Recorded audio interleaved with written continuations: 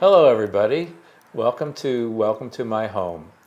We're in the home of Mitra Kholousi. Yes. Okay, and we're going to find out about your culture and the food in your culture and so on. So let me start at the beginning and ask you. You're one of how many children? I'm the oldest of three siblings, Of of three three children. children. And what were they? Girls. All three girls. All girls. Oh, your poor father. No, no, actually, he was very happy.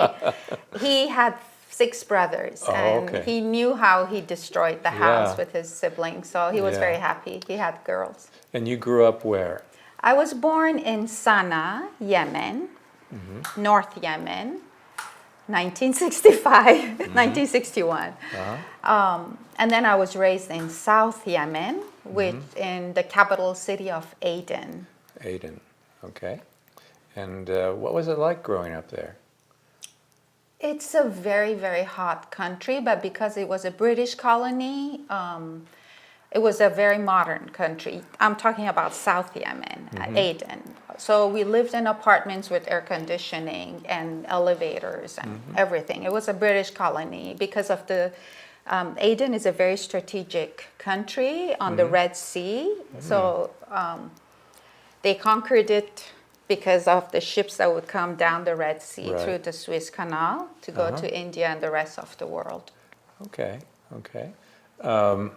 And your father did what for a living? My father was an optician. Optician. And when he married, their honeymoon was on a ship coming to Yemen to serve because they didn't have any opticians and they had a lot of eye problems, cataract. So that was his goal with my mother, to serve underprivileged people. And did your mom have a job? She was my dad's assistant. Oh, okay. Okay. In his office, I take it. In the store, they Yeah. sold glasses. And Yeah. So where did you go to, let's say, elementary school?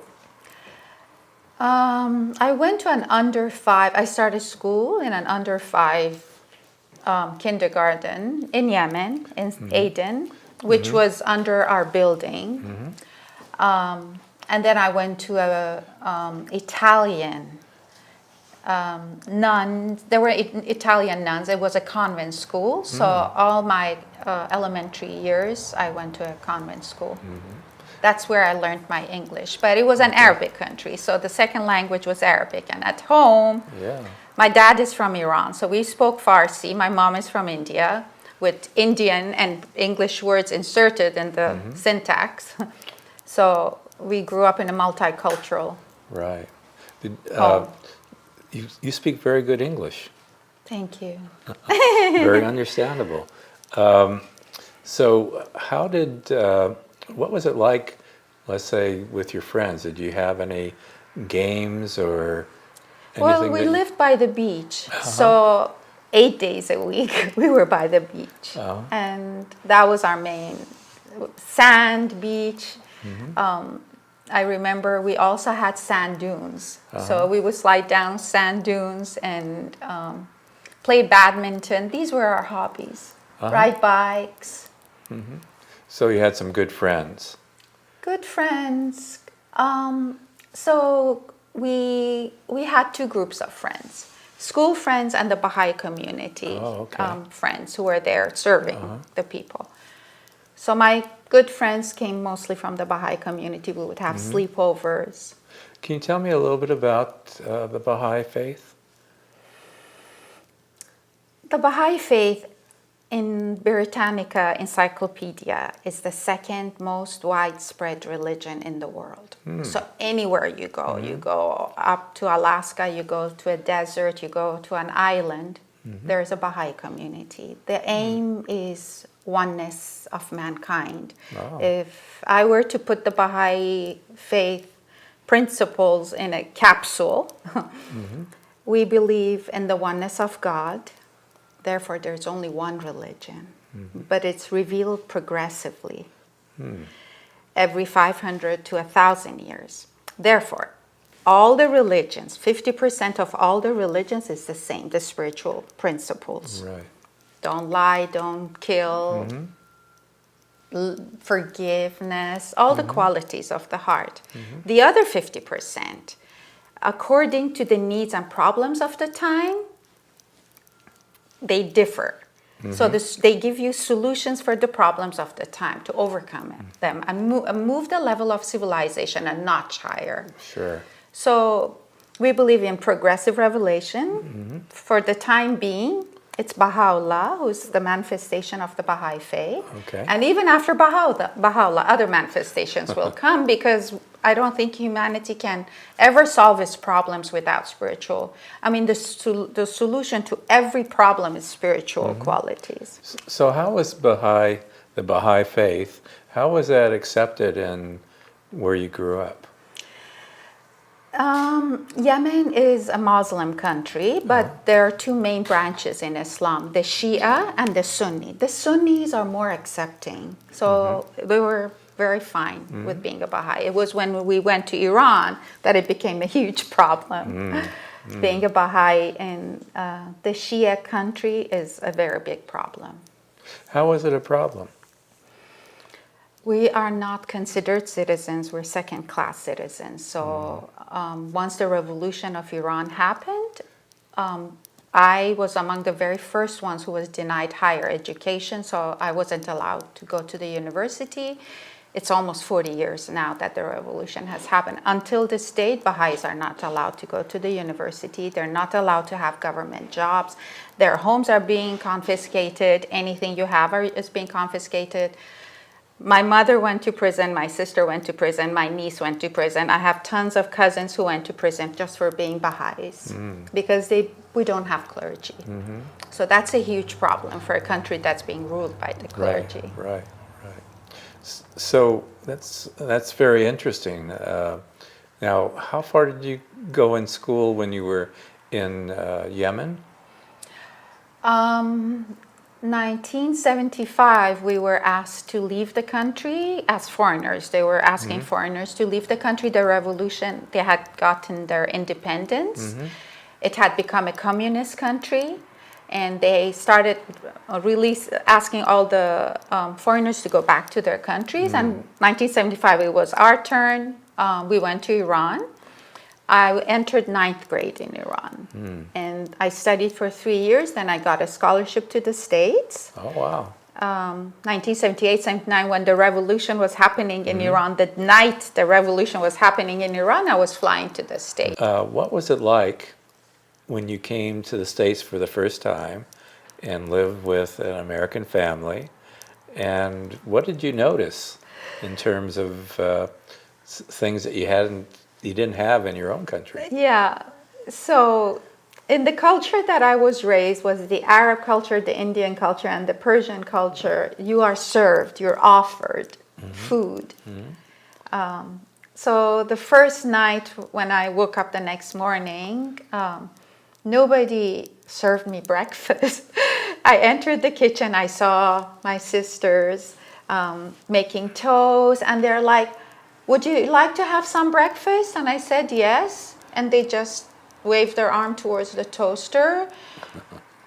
And I was too shy. So in a week, I think I lost almost 10 pounds because I was too shy to eat more than a bite. I didn't know how to act in where I had to serve myself. I didn't know how to do that. Yes. I wasn't raised in a family that allowed us to date. And even though I lived in the States, I didn't date, but it was very shocking for me. Like, wow, how does this work? It was mostly arranged marriage. It was, okay. Yeah, they propose, and the families investigate each other, and if they like, it happens. Back then, it seems like ages ago, but it's only 57 years ago. I know.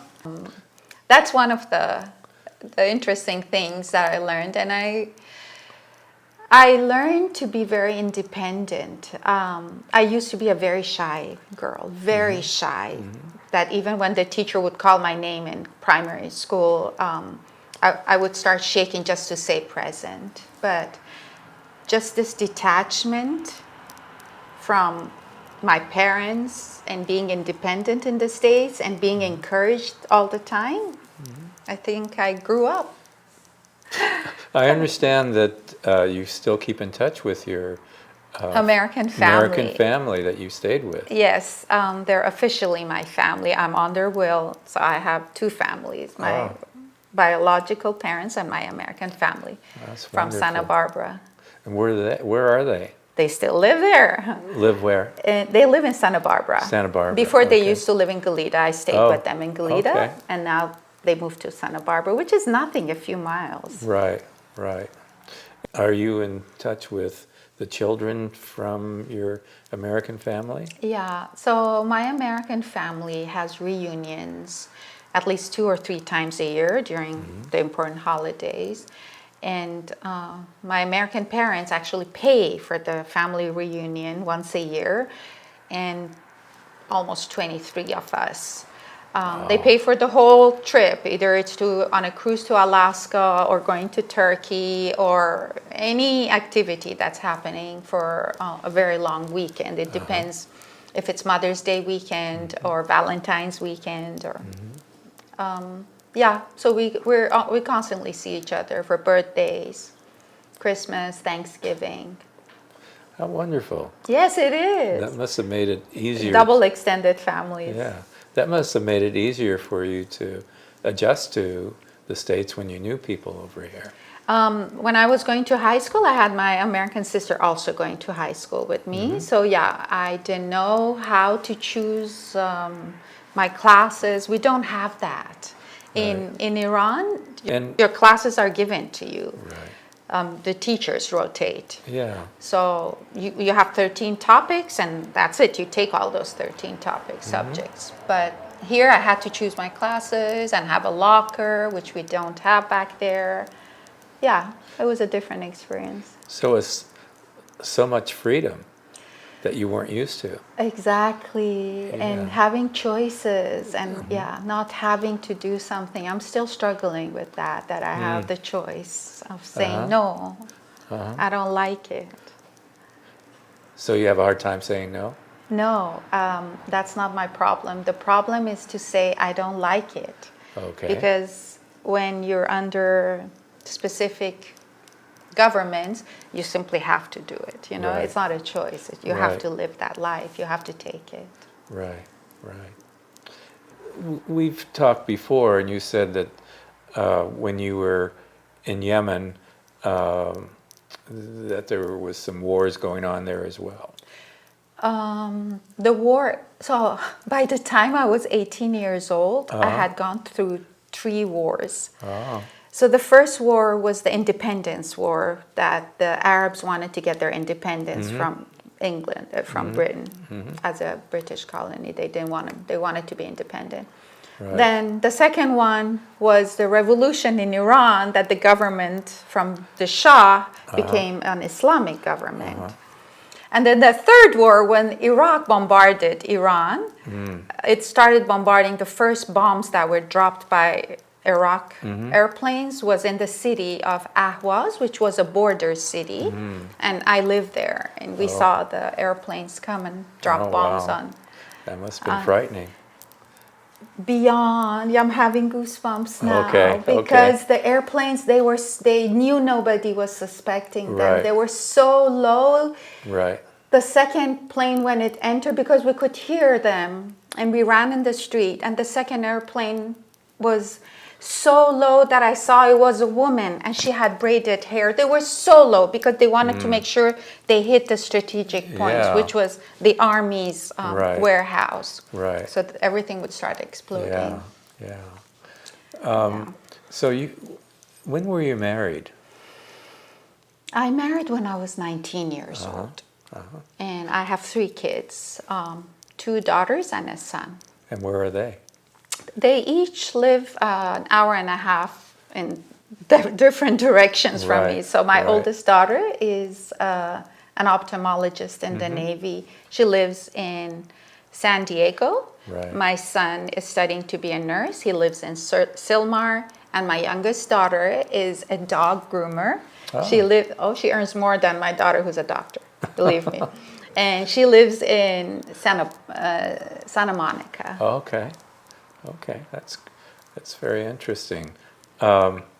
So how old were you when you came to the United States permanently? As an exchange student. No, permanently. Were you? I came in I arrived here in 2001 as a refugee. So we moved as a refugee family. And Okay. then my daughter and my oldest daughter, because she was also denied higher education in Iran, we both started Pierce College in the Valley together. And then she moved to med school. I went to Northridge CSUN University. I got my BA in English. And then I got my master's in linguistics and teaching English as a second language. Oh, very nice, very nice. So but I understand you've taught at UCI and Saddleback Saddleback College. College. I've Yeah. taught at different schools Right. and different levels because Right. every ESL is different. Right. With the population you address is very Right, different. right. Yeah. Well, that's very interesting. That's a much needed profession. Imagine you You don't. would think so. I would think so too. But the conditions now are a little different. Less students come to the States. Oh, they do. Yeah, they just don't feel safe and welcome. Okay. We're talking about international students. Right. So Right. they hear the news, they believe it. So, what brought you to Laguna Woods? My ex-husband's job, he transferred.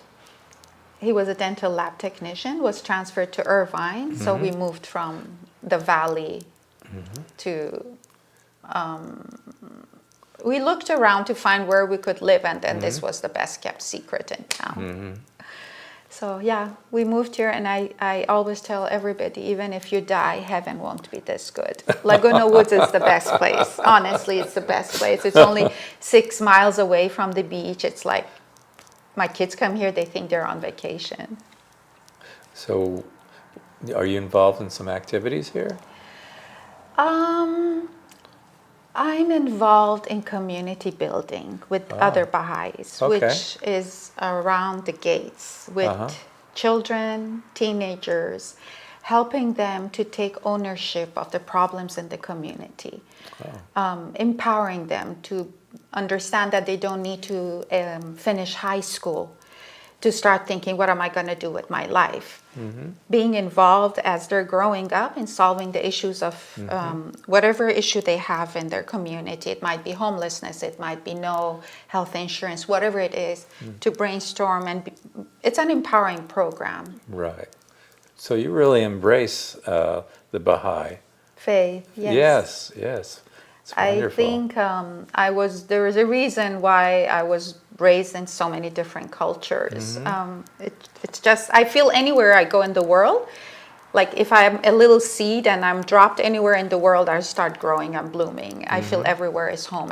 I'm a world citizen. I consider myself a world citizen. Yeah. And I understand that you prepared some food Oh, yeah. from your culture. Yes, And- I chose to. My mom is from India. I could have given you Indian food, but I chose Persian food. Okay. And I decided that I'd like to offer you they're all vegetarian. And they have the same ingredients, herbs. So I'm gonna, one is a soup, and I labeled the name. So Okay. because no matter what I say, if you're not accustomed to hearing the name, you Right. won't get it. Right. So I labeled them so you Okay. can see them. Oh, great. So let's go over to your dining room table and Sure. partake in You're some more of the, than welcome. some of the wonderful foods that you made for us. I hope you like it. Okay, thank you. Okay, Mitra, you've prepared such wonderful food here, and you're very generous in the portions as well. Oh, you're welcome. It's I was really looking forward to sharing some of my most favorite food with you, but they're also national beloved. I mean, this ash reshte is a bean and noodle soup with Persian noodles, of course. And it has herbs, and it's the exact same herbs, which is cilantro and parsley and green onion in it, spinach. So this is Ash Reshte, and there's a song that says, Little Miss Muffet sat on a tuffet eating her curds and whey. You eat Ash Reshte with whey. Most Americans don't like it because they haven't been raised with it. But you can substitute it with yogurt. So Ash Reshte goes with yogurt. Okay. Then this is kuku sabzi, which is a Persian herb quiche. So basically it's these herbs chopped fine, mixed with egg. And I also put some little red Persian berries in it. You can add nuts in it too. And the dip is mast, which is yogurt. Seer is garlic and cucumber. So it's a cucumber garlic yogurt dip. Sounds delicious. I hope you like it. And then we have sangak, which is a bread sheet, which is like almost as long as this table, and you cut it. It's a dough that's cooked on hot pebbles in Iran, but here Mission Ranch Market cooks it mechanically. And then we have, this is usually at every meal, which is basically a breakfast dish. It's white cheese, cucumbers, radish, green onions, tomatoes, olives, and herbs, and nuts. So you just put a little bit of everything and nuts in sangak, and you roll it as a sandwich, and you enjoy it. That sounds wonderful. Bon appetit. Yes. Shall I serve you? Sure. And can you tell me a little bit of what the cultural significance of these? They eat this it has to be there for New Year. People, you eat it any time of the year, but for the New Year, it's a very big dish. They use it for New Year also. The kuku sabzi, they use it for New Year. It's one of the most popular dishes. Do they celebrate the same New Year we celebrate? No, their New Year is exactly the first day of spring, which is March 21st. Okay. So it depends on the hour when the stars align and the equinox aligns. So it might be a few hours, but it's on the 20th or the 21st of March every year. And what do? They ring things No, or? well, they pray before it, Okay. but the most beautiful thing about the New Year is that the New Year in the States, it's just one day. Right. But in Iran, it's celebrated for a whole month. Oh, wow. 2 weeks before, 2 weeks after. 2 weeks before is physical cleansing. Right. You scrub the house, you paint the house, you wash your carpets, it's spring cleaning. Yes. Basically. And then the New Year comes, and after that, it's spiritual cleansing, which you visit everyone that you had grudges with, that you didn't agree with. How interesting. Or they have dear ones who have passed away. So it's reuniting, bringing everything back to a good place. So you start your year in a peaceful way. So it's a whole month of celebration. So even people who have grudges, they let them go. That's the whole purpose. Yeah. To go back again to the people you used to love, and misunderstandings happened. And then the New Year, while you're going to people's homes to visit them, it starts with the elderly, the sick, the shut-in, those who have lost dear ones. You start with them. And then they come back and pay you back the visit. So a lot of food and fruit and nuts is eaten during that. Sounds pretty humanistic. It's amazing. Yeah. I wasn't raised with the Persian culture, but I fell in love with it when I realized how, if you really do what it's supposed to do, then of course. Right. You bring the whole, you bring back everything that you lost during the whatever misunderstandings you had. Well, Mitra, we want to thank you very much for inviting us into your home, and especially preparing these foods and sharing your culture. And I'm sure our viewers are much better for that because they now understand a little bit about who you are and your background and a little bit about where you came I from. have a little proposal for everyone in Laguna Woods. Every Monday in August, from 11 to noon, I'll be cooking a Persian dish. And my door is open to anyone who would like to come and share and break bread with me. Wonderful. I really love meeting people, and I love to meet as many. I don't think it's ever, your friends are never enough. Right. So I'm looking forward to making more friends. Wonderful. Every Monday, 11 to noon, I hope to see you. Okay, wonderful. Well, thank you so much. You're welcome. And I think we're going to end and partake Yes, in the before food. it gets cold. Okay. Thank you.